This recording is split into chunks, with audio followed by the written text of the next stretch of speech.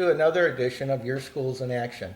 Your host, Greg Oakes, has got a very interesting panel. As always, we have Dr. Matson to my left, and then we have Greg Dorn, Executive Director of Safe Havens International. We have Dr. Steve Massey, and we have Captain Greg Weiss. Now, tonight, the subject matter that we're going to be talking about is something that everybody talks about at home behind closed doors, but now we're bringing it out and letting everyone know in the Forest Lake area school districts the most important thing, and that is child safety. Tonight, I'm going to ask a number of questions that are going to give a complete outline of where, when, how the school district functions if there were to be a crisis. Now, one of the things that always is the best way to start is, Dr. Matson, do we have a security policy for Forest Lake School District at this time? We do have a crisis policy in the district. We're also guided by some state regulations as well.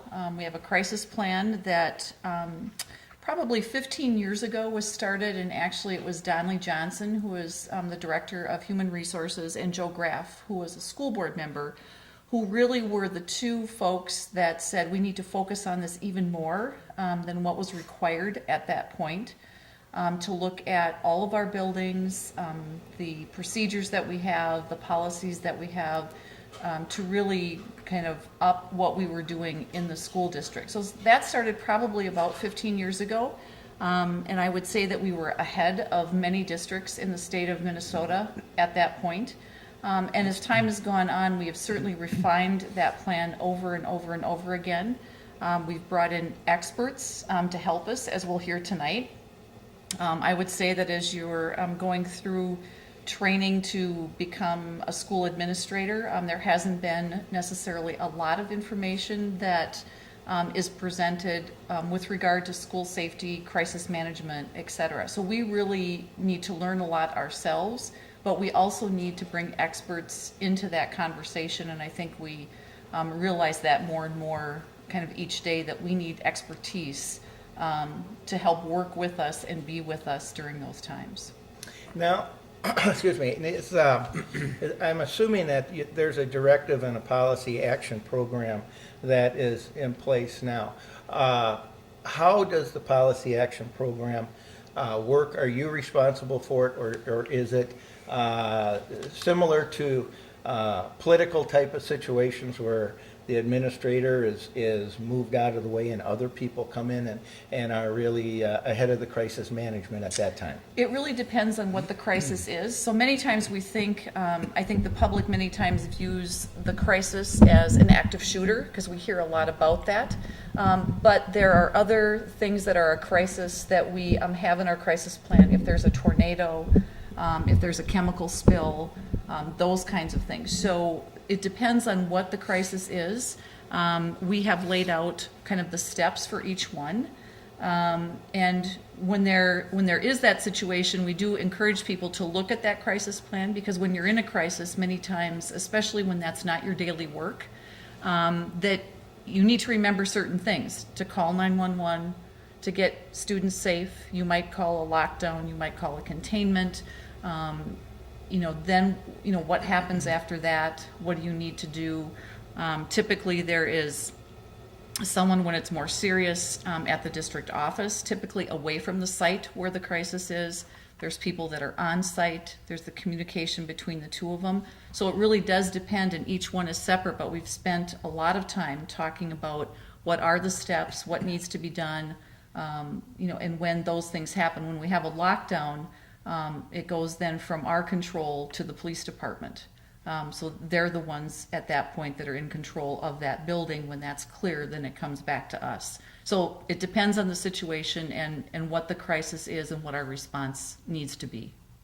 Dr. Massey, if a crisis were, and it seems like most of them are high school related that have hit the news, nationally, and what is the normal protocol for the high school to activate and go into a crisis mode for a solution to it? Sure. That's a good question. And fortunately, we haven't had a lot of situations at the high school. Oh, So, thank God. Thank goodness. Thank Absolutely. God for that. But I would say that our readiness to respond through preparation, through training, through dialogue and discussion, I'm quite confident that not only myself but our administrative team as well as our faculty as a whole have spent time not only in training but thinking through scenarios. So we believe that across the board we're ready to respond. So if we have a situation, we have a liaison officer that's in our building. He is engaged immediately if we have a crisis. We have instant access to law enforcement throughout the city. If it's an immediate crisis, our first response, frankly, is 911. And law enforcement is obviously responding immediately on a 911 call. So depending upon the situation, and to be quite honest, we can train for scenarios. But if we have an incident, it will most likely be an incident unlike anything we've trained for. So we think about scenarios, we plan for scenarios, we have our response if a situation occurs, basically engaging emergency responders and law enforcement folks as immediately if we have a dangerous situation to respond to. Now, of course, there's a continuum of safety concerns. If we have a threat to student safety, active shooter, those kind of scenarios, but severe weather, intruder possibilities, unknown person on campus, all those kind of scenarios have been detailed, and our response to those is quite explicit. Captain Weiss, there is an officer on the premise at the high school. I'm assuming that's for the complete school day. Is that correct? That's correct. Yeah, he's there. Okay. He's actually there year round. All Summer right. schools. Even in summer school and Correct. all? Okay. Now, how is the Forest Lake Police Department positioned because I'm assuming a 911 call wouldn't come to you, it would go to the highway patrol? Is that a good, I don't know. Explain that Yeah. to the people, please. The process of 911 is rather simple. If you're within, especially with technology, the way that it is with advanced 911, if you're within Washington County, which the schools that we supervise are, that 911 call would go to Stillwater. From Stillwater, we would be dispatched from Stillwater. Our patrol units would be. The liaison's role, as Dr. Massey stated, would be one to engage immediately, whether it was weather, chemical release, whatever. The positive thing that we've been able to do, I believe, with the district is form a relationship. And that relationship is tight, it's trustworthy, and I believe that the way that we've trained, the way that we have put ourselves in position, that we are ready if something were to happen, whatever that incident may be. The 911 call arrives, we respond, and in that time frame, things are happening in that school as well. A lot of lives are saved before we even arrive. And some of the things that we've talked about recently with Executive Dorn is the ability to communicate our the needs of the staff to the executive staff at the school to the staff to take the precautions that they need to take kids out of harm's way for whatever it may be. Once we arrive, you had referenced the lockdown. Dr. Mattson said that building becomes ours. We take control of that building, working in concert with the staff at the school, and begin our process of making and deeming the building safe again. Once that happens, we then turn that building back over to the school. But the district does not take a back seat, or they're out there, they're with us, and they're helping and facilitating our needs as well. If something were to happen, how many officers would normally be deployed at something like this? Or is that confidential information? No, that's not confidential information. The one situation that we had 2 years ago? 5 years ago. 5 years ago already? Wow, time flies. We had a lockdown called 5 years ago, and I would say that within a matter of, I think it was like 12 or 13 minutes, I had over 40 officers at my disposal as a incident commander. So having when that call goes out, that is something that I was getting calls from Minneapolis, St. Paul PD, Bloomington PD, asking if we needed resources, because there's no police department out there that's not going to need extra resources in a situation. And our plan is one that we would need. Okay, if a lockdown were to happen on any of the campuses, we're looking at immediate needs of post Columbine 3 to 4 officers within a matter of minutes, and we can fulfill that. Now, as Dr. Mattson, as Dr. Massey had described with the protocol they have at the high school, are all the schools in the district have the similar type of? Absolutely, and we need to practice those as well, so many per year, and so there's a district plan. We have district meetings throughout the year to talk about that, what works. There are some things that are universal, and then I would say there are some things that potentially are specific to a site that we have to pay attention to. We are now at the point when we have lockdown drills, and we also have 3 liaison officers that are with us. So there's one that's full-time at the high school, and then there are 2 that are 9-month employees that work in the district between the 2 junior highs and the Central Learning Center, and they also help out at Forest Lake and Forest View Elementary as well. So we do those, and we've, when you first start out doing the containment or the lockdown drills, I think in a lot of school districts, you start out when it's the perfect time, when everyone's in their classroom, there's not going to be a lot of disruption, and it all kind of goes like clockwork.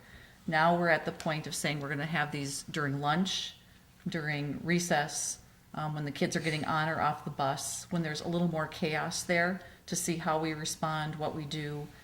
We have officers that come in and just hand someone a note to say, okay, now call a lockdown, any staff member, so that we're prepared to do that. And we want them there so they can observe us to say, okay, this went well, this needs to be improved upon, or we need to discuss this, to talk about that. So we do that in all of our school buildings. Okay, Michael, I am getting to you. No. I'm building talking this all there. day, so I'm I mean, fine. you're sitting there and you're nodding your head, and I can tell you're anxious to get No, into I it. But anyway, Captain Weiss, I have another question for you. What does the Forest Lake Police Department do if there was an issue in Columbus, Scandia, or Wyoming? Well, we have mutual aid agreements with Anoka County, Chisago County, Washington County, and what we would do is respond. We would take a secondary role that's not our jurisdiction. So if it was outside of our jurisdiction, as they came and helped us, there's not a police officer out there that's not going to go and assist, because the bottom line is that you get the calls as fast as you can, but you get there faster when it's kids. Yes, And- that's very true. That's a very true statement. There is it is a manpower, a officer's dream to have more resources than you need, and it can become a headache as well as an incident commander, but to not have to call on other resources, knowing that you have the resources coming. We work very well with all of our neighboring agencies. We train together. We've hosted trainings. We've attended their trainings. We've used our buildings, the high schools and the junior highs, for different incident trainings, and so I think that again, nothing is going to go perfect, like Dr. Massey said, but there's a plan, and once a plan is in place, people know some of the basics, because our entire role with the SROs, with Sergeant Richard being in supervision of the SROs and doing the What is trainings. an SRO? School resource officer. Thank you. The entire mission is prevention. That is our, and besides prevention, the next step is being ready, because you want to prevent as much as we can, but we know that you're not going to be able to prevent everything. So therefore, we have to be ready for what may come. Now, I want to continue on this line a little bit. Now, if there was a call and there was an issue at Columbus, for example, I'll pick on Columbus. So, if there was an issue at Columbus, would the Anoka County Police be the I'm going to say the lead people for Columbus, and then we would have a secondary role, even though we would probably be the first responders? Well, I don't know. I don't know what their response time would be. I think maybe outside of Wyoming's is close too. Yeah, I was going to ask that next, but yeah. We would take a in a, and I don't want to give all our secrets away, but our first mission is to stop what's happening. Okay, to neutralize the event. Now we have to back up, and now we have a process that we have to go through. So whoever would arrive there first, whether it be us or Anoka or Wyoming or Washington County out in Scandia, we train in the state of Minnesota, we train standardized when it comes to active shooter stuff, if that's the vein we're on. So we're going to go in and we're going to take care of that incident. We learned a lot. I mean, every tragedy has a training environment to it. You learn from everything that happens.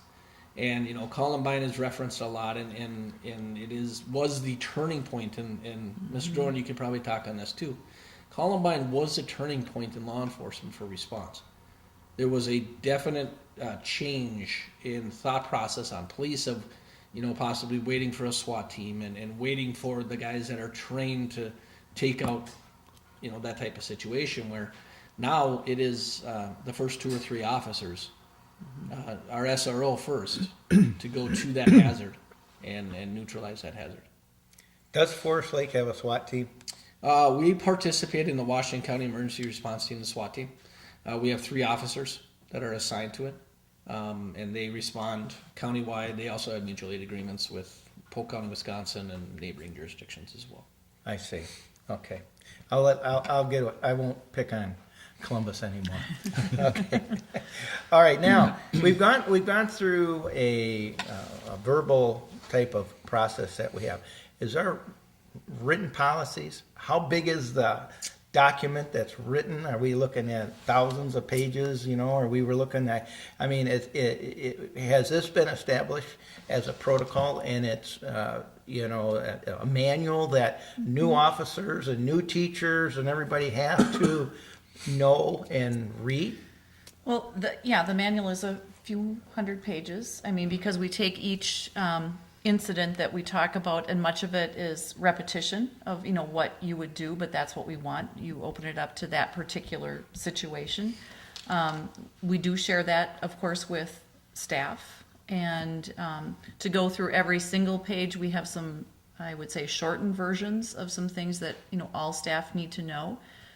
We certainly share it with and ask for feedback from the police department, and we made changes with regard to that. So we want them to have that as well, and we want that to be a document that we have worked on together and continue to work on together. So it is in print. It's many pages. It goes through a lot of again, different situations, resources, numbers to call.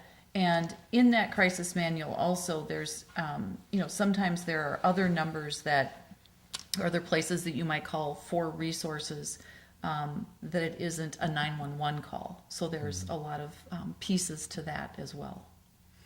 If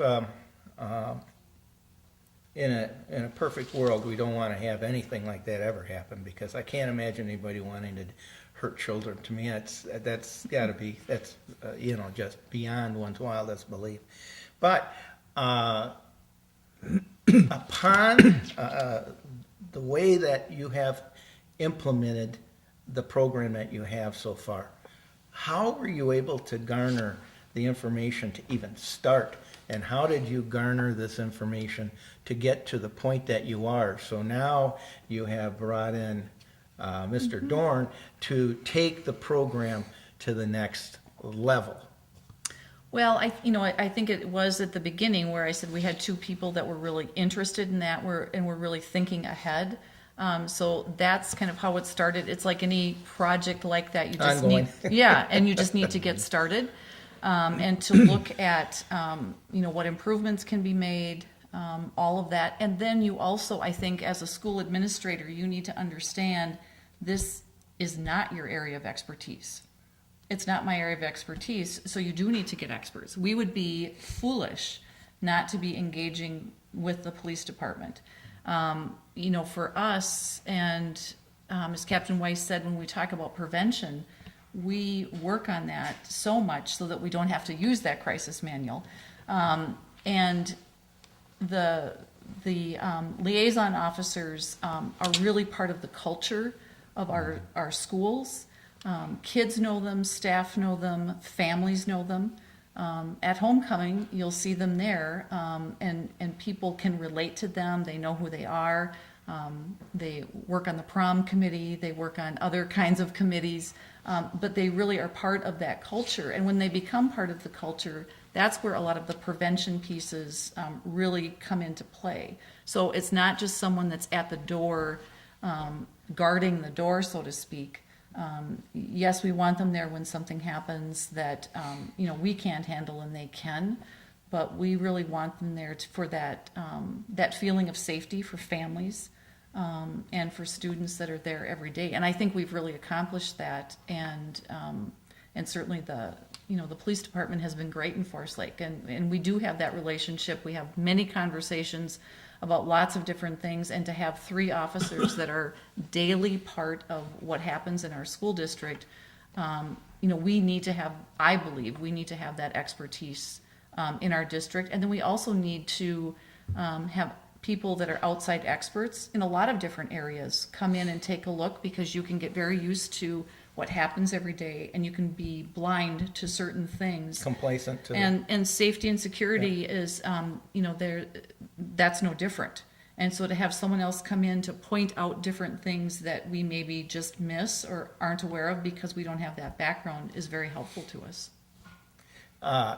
Captain Weiss, the officers that are on the premise, how often are they required to go back to school to learn more or be trained more and have a greater depth of issues, not only of confrontational type of things, but just in general, overall? How often, what kind of training do they have to have? Well, like every licensed police officer in Minnesota, they maintain a minimum post police officer standards and training level. But in Forest Lake, we take pride in training every officer at a higher level than that.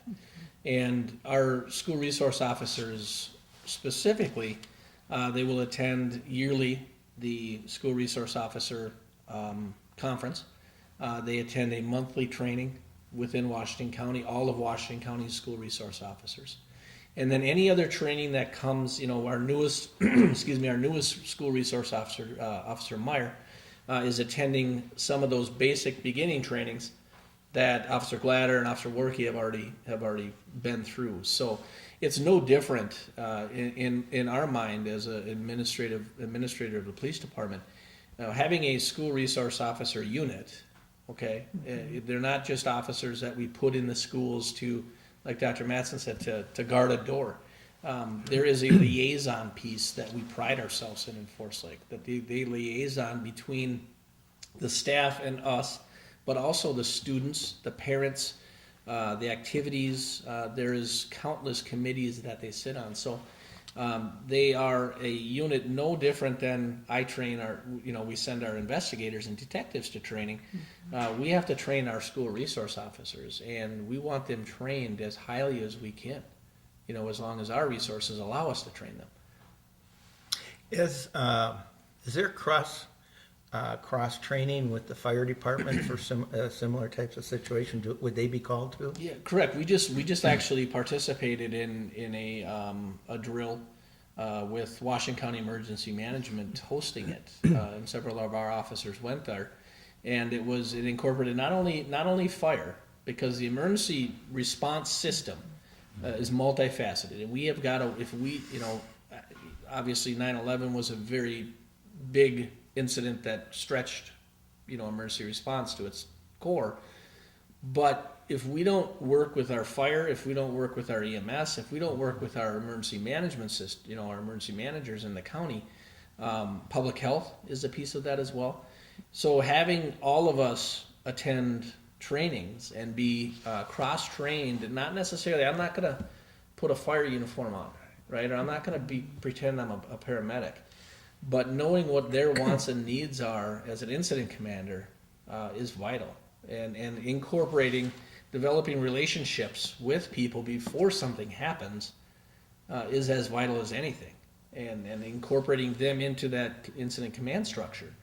And so we know personality types, we know, faces with a name is huge, and so having that piece of it. So yeah, we train with, Forest Lake Fire, we train with North Ambulance, and we train with our Washington County Public Health or our emergency managers as well in the Sheriff's Department. One One thing I can say is, I remember when we had the funding issue coming up for the radios for the cross border lines with various agencies on the radios for the squad cars, and we voted for that. I can't tell you how people said, I can't believe that something as basic as that isn't there. And so now I get to talk to Mr. Dorn. Now we have talked about all the implementation. We have talked about the pre-planning. We have talked about all the things that will take place, and when those things take place, it's history. Now, the question I want to bring to you is, and what you have, your area's expertise, is to prevent a historical situation that everybody has to respond to. Tell us a little bit about what you have found in other school districts, what some of them have done to prevent, and what does Forest Lake, in an overall brushstroke, what do we have to do at each school as a prevention to get to the point that history doesn't get developed? Well, one of the things I think a lot of folks miss is that, like Forest Lake schools, our schools actually do an incredibly good job with prevention. Contrary to popular perception, violence is not now and never has been a leading cause of death in American schools. From the best we can tell, the death rate from all causes has steadily dropped over the last 30 years. Probably the most dangerous time period to be a student or an educator in the United States was probably 1970, 1980. Homicide rate's probably higher now for British schools and at least as high for Canadian schools. And one of the things that we tend to do in this country is we focus intently when these historical events, as you call them, occur.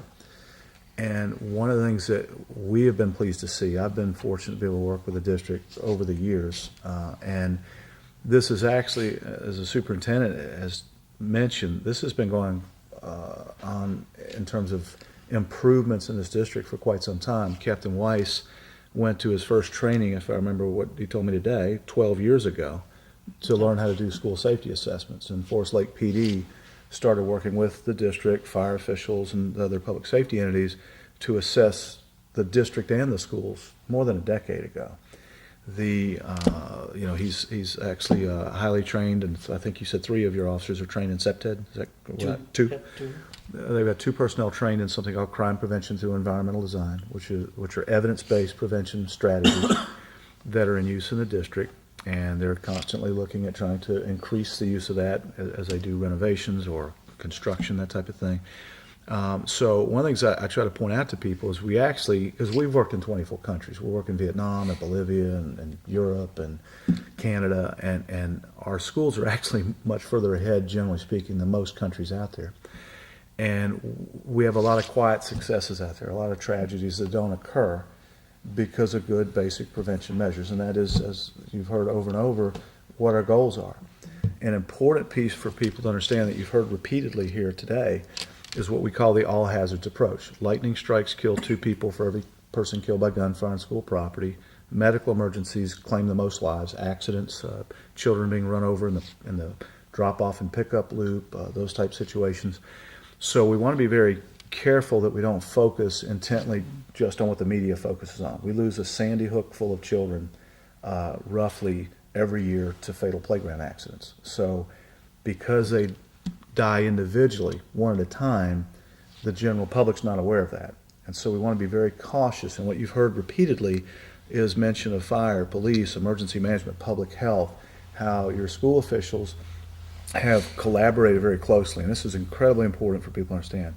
There's been a close collaboration between those various entities to advise your school officials, work with them, tailor solutions to the school climate and school setting, and that prevention bears fruit.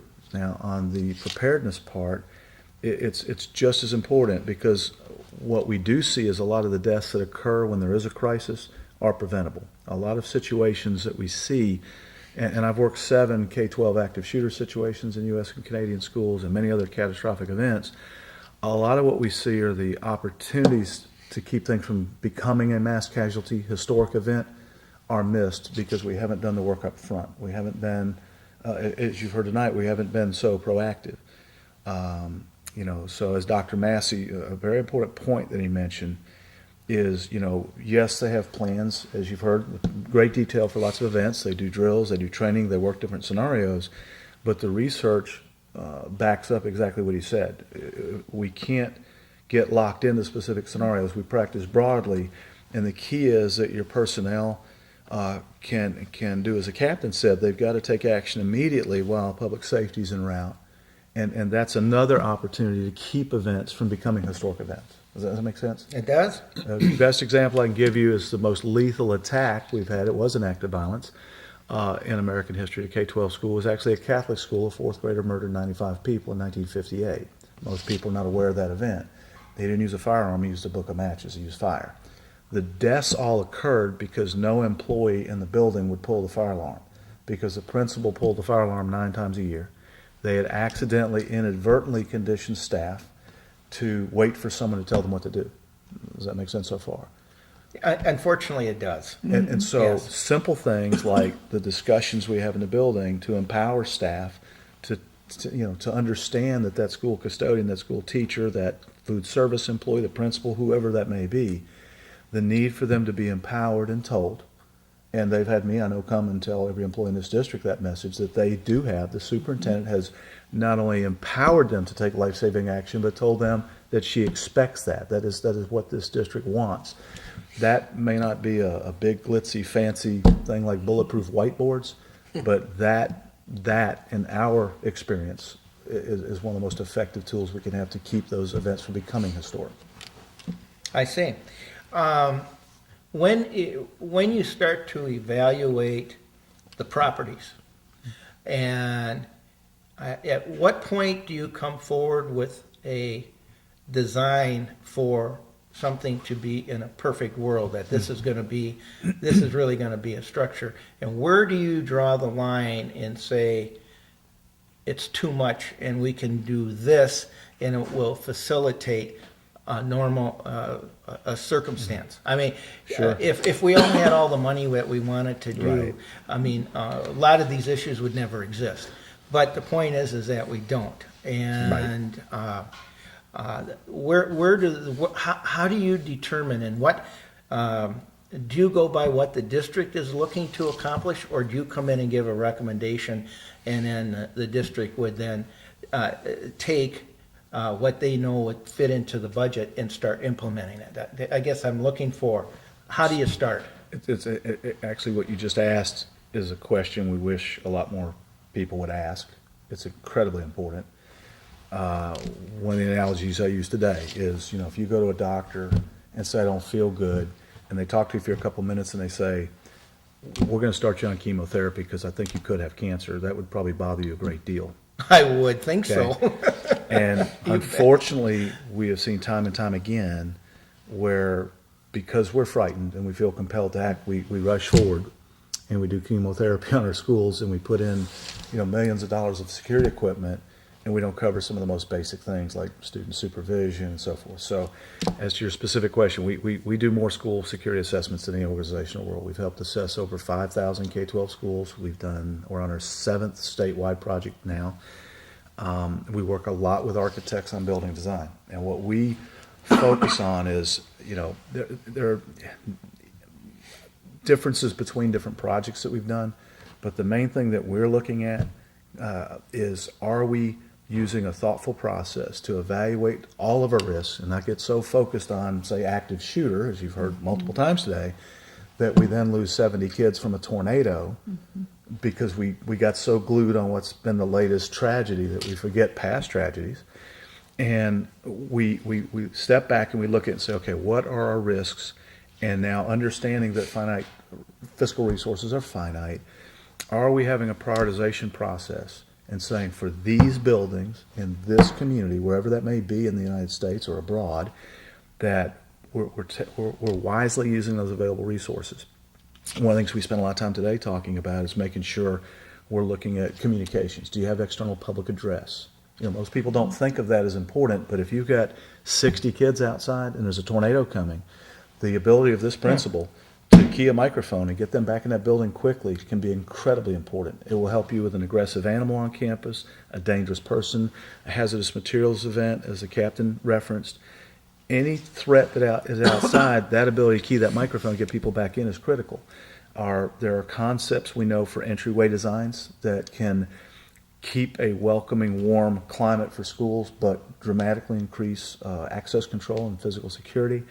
The ability to secure people within a building for lockdown, as we've talked about, sheltering in place for hazardous materials outside the building, and of course severe weather. You've had a major tornado strike an F5 in this region in the past, so we know that's a risk for this region. So what you do, and I from what I've seen, this district has been working closely with police, fire, emergency management to try to define those risks, and then have these are the things we can do right now, and then these are things we need to look at long term. Does that make sense so far? Yes, it does. And it's not even so much that we've got to use XYZ specific process, but it's that our philosophies and our strategy are guided with that mindset. That we're going to look at this and balance and say, you know what, maybe this money over here might prevent something if we spent $250,000 on this particular security technology, but maybe this $5,000 over here to improve,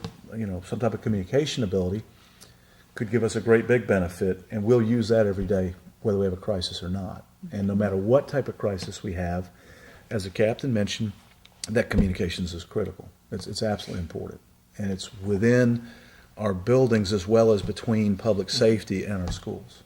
That make sense? It certainly does. So what you raise is one of the most important questions, because I have worked case after case where I worked a case not too long back where a school district spent $49 million of federal grant money on school safety, and the free things that could have been done weren't done to prevent a death. And it's really tragic to look and see all that emphasis, and that money was spent on active shooter. And that's not what took the life of a child. And so we want to see that balance where we're having that broad brush and we're not guided by, knee-jerk reaction and emotional reaction and what we see, highlighted so much in the news when a lot of people experience tragedy at one time. It's a broader view of things. Well, the news media, of course, is strictly for sensationalism anyway, so, and they go after from that avenue. But Dr. Massey, at the high school, how often are you required to bring about another change or another discussion or thought to keep the teachers constantly being aware of these primary issues and secondary issues, because there's secondary issues that's involved also. I guess I would say that we do it all the time. We're in lunch supervision and we brainstorm together. If we were at this moment faced with the situation, severe weather, where do kids go? Well, we may know that. The staff supervising lunch may not, because they were trained in September. or that we had a conversation in September, but it's now March. And that information gets lost. So the idea of having those conversations casually and ongoing is as critical as formal training in my mind. So it's not that we have a protocol that we've got to come up with new scenarios, but we do look at our crisis manual in the district annually. The superintendent directs that process. Law enforcement is involved in that annually. We don't rewrite it every year, but No. we look at where are we missing the mark? What might we need to strengthen? And every time we have a situation, which fortunately isn't often, but when we do gather ourselves, all the folks that are involved in that incident, and we sit down and we brainstorm. How did it work? Who was involved? Did we have the right people? Did we respond appropriately? How might we respond differently the next time? And we rewrite that policy and we retrain on those new procedures that we might put in place. Dr. Mattson, do you have a retreat type of thing that you bring everybody together at one time and you sit down and bring in somebody like Mr. Dorn as part of the process and be off-site so that you don't have the disturbances of what you normally would? Well, yeah, we do a number of different things. We certainly take the leadership of the district and have some extended time to talk about that. And many times that does occur during the summer, and not necessarily off-site, but in the summer when there's not as many things going on. We have a time also where we gather together, again, law enforcement, fire, et cetera. And remember, we have, as we've mentioned, 3 counties, the Wyoming Police Department, Lino Lakes Police Department, Forest Lake Police Department, et cetera. When we get all of those folks together, plus the administration in the district, it's a room of 50 or 60 people that are there, all looking at this in a somewhat different way, but that's why we're wanting to gather everyone together. What is it we're missing? What do we need to think about? What perspective might look a little bit different when we're talking to someone that's involved with the fire department, for example. We also talk with the entire staff as well, and again, those conversations are ongoing, but there are questions from teachers, and rightly so, because again, it's not our area of expertise, that were kind of perennial questions or consistent questions that staff would ask about when this happens, and for example, if we are in a situation and we are in a containment or a lockdown, is there any way that staff could get updated on what's happening? And that was a question that was asked over and over and over. And the answer is no. Because what we're trying to do is make sure that everyone is safe. And when that is accomplished, we will then let you as staff know, we'll let parents know. And I know a lot of times parents will say, well, I got a text from my son or daughter that said this, and with communication the way it is right now, that's true. They are going to get those kinds of things, not necessarily accurate, but they're going to get some communication, and we need to make sure that everyone is safe and the situation is handled. Then we'll work on the communication out to folks, whether that's staff or whether that's parents and students. But we did feel that people had legitimate questions, again, not their area of expertise. So when we had all the teachers come back at the beginning of the year, the Forest Lake Police Department, they were our keynote speakers. So the police chief, Captain Weiss, our liaison officers were there to talk about when we have a crisis or when we're responding and working together, what does that look like from their view? And it was very helpful, and we had many, many positive responses because people said, okay, that makes sense to me now. It doesn't make sense to you when it's not your training, not what you do daily. It would be the same thing if we talked about, educating students, and that's not what you do daily. No. And so it's a different world, but our worlds do come together, and we need to work together. So to actually, instead of me standing up there to say this is what we need to have happen, to hear it from the people that are there protecting us and helping us was very powerful. And so we do, to answer your question, we do the training with the leadership, we do the training with the teachers and other staff that are, the custodians, the bus drivers, administrative assistants, because many times those are the folks that are interacting with people that may be causing some sort of a crisis. Again, not necessarily active shooter. It's the the parent or the community member that is upset. How do you de-escalate that situation so things are calmer and we don't have a more serious situation? When we're walking in the hallway, making sure that we all wear our name badges, and if you happen to be there to say, hey, welcome to Forest Lake Senior High, can I help you? Who are you here to see? Those kinds of things are things that we can do that don't require any additional dollars, but they require that thinking, that thought, being consistent with that. So there's all sorts of training that happens in a variety of ways.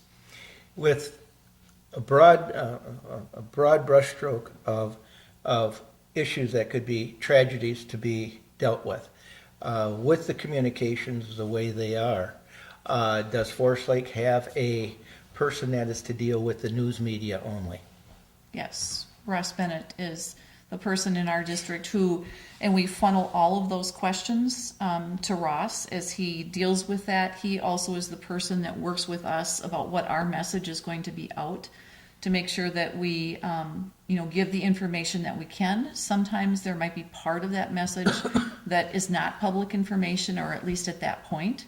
And so we make sure that as we're writing that message, and we have a system like many school districts do, that it sends it out via phone and via email very quickly to a number of people. So that's been something that's been very helpful, because you can get information out quickly.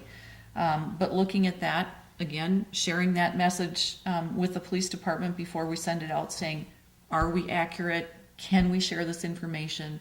Is this what we need to put out there?